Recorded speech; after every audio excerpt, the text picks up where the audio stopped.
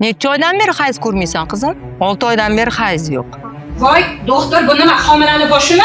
Bu padaring yalanlar hali homiladormi? Gapiring doktor, nima bu homiladormi? Voy o'zingizni bosing, voy o'zingizni bosing. Bu yerga chiqding erta kundan. 1 minut oyisi iltimos chiqib turing.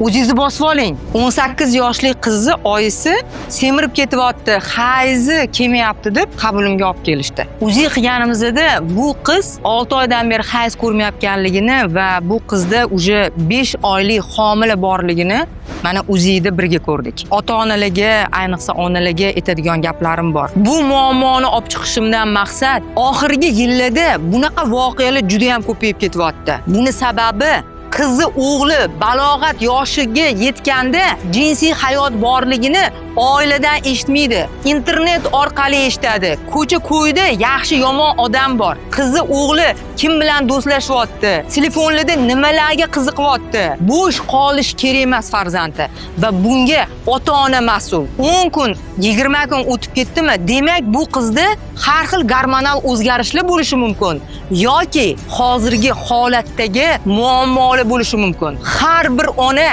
qizini hayz ko'rishini, qachon keldi, kalendar tutish va jinsiy hayotga tayyorlash kerak deb o'ylayman. Siz agar yetmasangiz, ko'cha-ko'ydan bilib, har xil shunaqa muammolarga duch keladi. Bizning qizlarimizni, oilamizni nomusi.